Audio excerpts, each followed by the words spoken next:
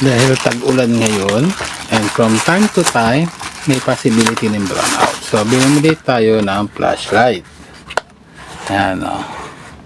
High power flashlight. Ano bang model nito? Aluminum alloy. Wala siyang brand name. Generic lang talaga. White, red light, side light. So, isa-isa na lang muna natin dito. So, meron siyang clip.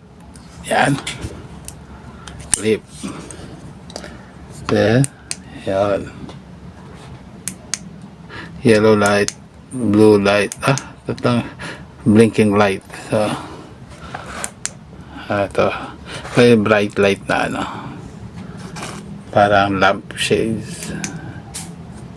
So, yan. So, ang ganda din naman, dahil sa lens niya. Kung titignan mo sa loob, may tatlo lang siyang bombilya.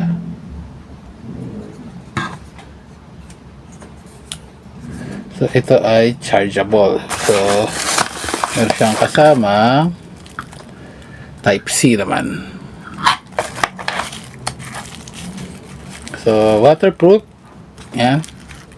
Sealed yan. Hindi basta-basta papasukan ng tubig. So, patayin natin ang ilaw. Tingnan natin kung gaano ka liwanag. So, I'm about mga 2 meters away mula dun sa kulay green sa table. Yan, wala kang makikita. So, yan. Maliwanag. Yan. Sino maliwanag to, Ito. Medyo yellow. Ito yung yellow light. Yellowish. Ito blue. So, para kang sa CSI, yung blue light.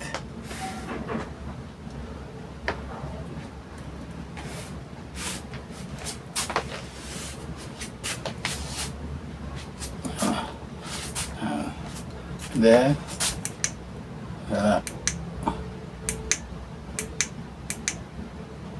blinking light.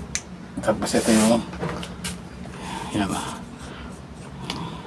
yung pinaka side light niya. So ito pag malapitan lang, pwedeng sa ibabaw mo lang. Tapos ito naman is pag gusto mo malayuan, yung sa may malayo kang titingnan.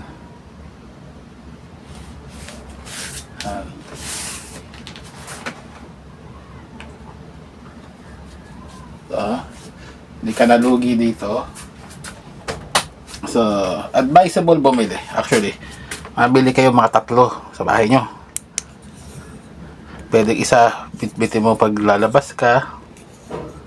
Isa sa kung may sasakyan, kaya sa sasakyan, isa sa bahay. Yan. Alright. Pang camping, pang outdoor, in-house, indoor, outdoor.